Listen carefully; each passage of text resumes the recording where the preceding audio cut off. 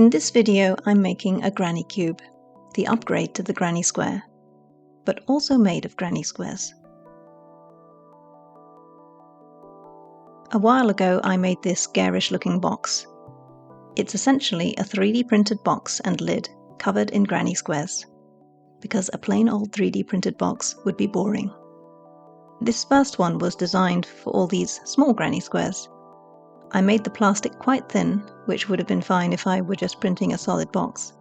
But the holes were delicate and some snapped while I was attaching granny squares to them.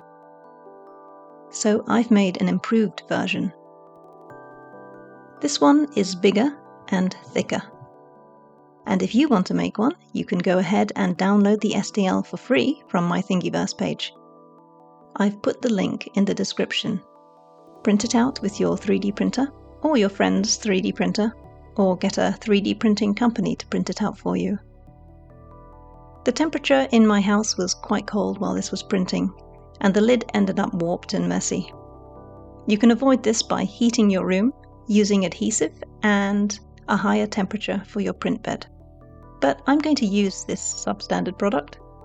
The other side doesn't look bad, and I'll be covering the ugly side up with a granny square. The container printed slightly better, but I still got some warping as the PLA peeled off the print bed as it cooled. Again, this doesn't matter too much to me, as it will be unnoticeable once the granny squares are attached. Altogether, it took about 15 hours to print these parts. These are the granny squares I used for this box. They are the retro daisy granny squares that the vast majority of people who have ever looked up tutorials on granny squares will probably have found. They are about 10 by 10 centimeters, so they fit this box perfectly. The yarn I used for these granny squares is this untwisted cotton yarn. This kind of yarn takes a bit of getting used to, as the strands can very easily separate while you're working with it. In fact, this probably took more than twice as long as it should have because of my choice of yarn. The benefit of using it is that it produces really lovely and soft end products, with a very nice drape. It's not very noticeable in the flower granny square, but you can see it a bit better with this spiral one. You can make your granny squares out of any kind of yarn you like, so long as they end up 10 by 10 centimeter squares. And you'll need 6 of them. Make sure you even the ends. I suppose this might be completely unnecessary since you will never see the other side of these squares again. My granny squares have some negative space, so I'm securing the ends just in case they find their way out one day. I'm going to start joining them together. The top and bottom squares will be the pink flowers and all the other sides will be purple. I'm starting by joining a pink square to the lid. If you also ended up with a lid with one ugly side, you can cover it up with your granny square now. I started with the corner and single crocheted it onto the lid, crocheting through the holes. The number of holes in the lid do not match the number of stitches around the edge of my granny square. This is fine. Some holes may have 2 single crochets through them, while others may have just 1.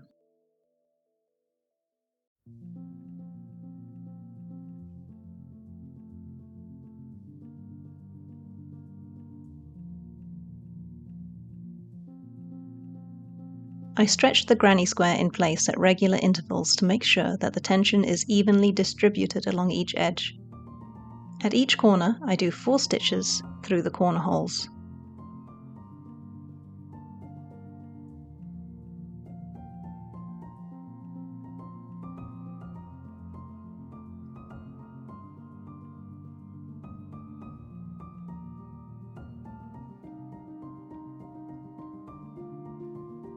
And I end with 2 single crochets in that last hole. Once the tail end is hidden, it ends up like this.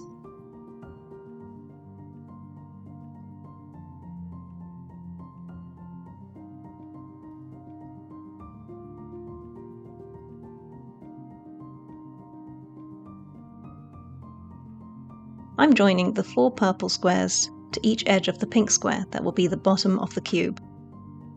You can single crochet the pieces together, slip stitch, or stitch them together.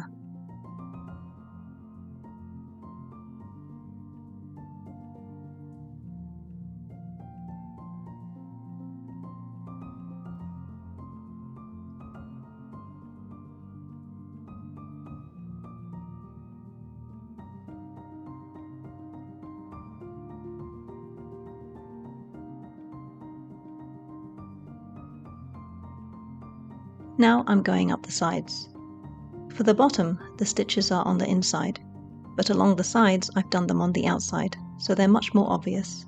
This is the first side done, 3 more to go.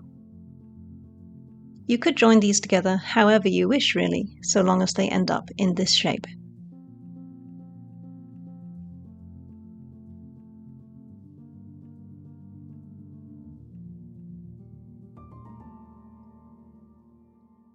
Here I'm sticking the container in.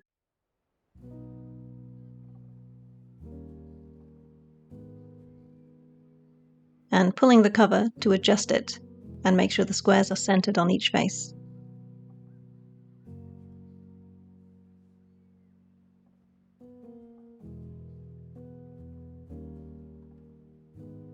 Now I'm going to attach the top edge of the cover to the container by single crocheting through those holes.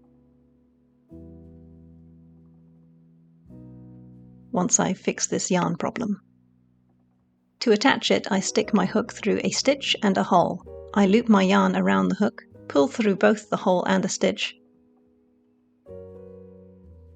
catch the thread again and pull through. And I continue all round the box. I found that it's best to avoid tilting the hook once it's through the plastic hole, otherwise the plastic could be damaged. Some holes will take 2 stitches while others will take just 1. And I keep lining the granny square up with the corner I'm working towards to adjust the tension so it's even.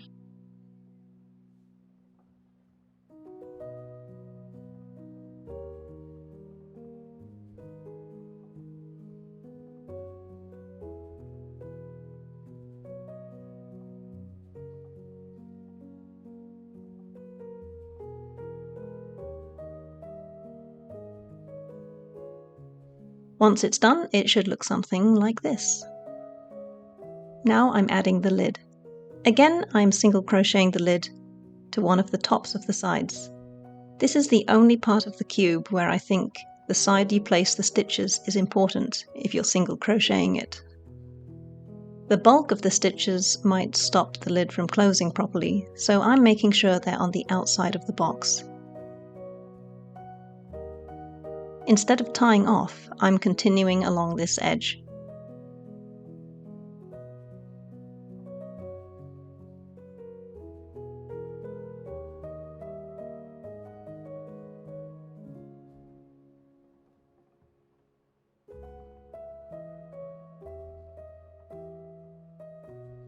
Here's what it looks like.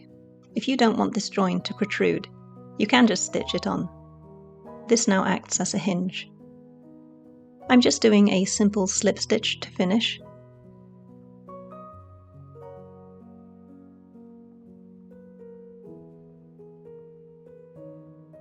And I'm hiding that tail end.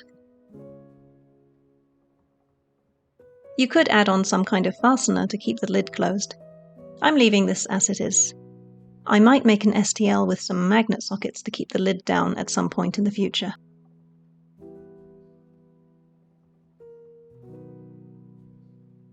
If you have followed this tutorial, you should have a complete and functional granny cube.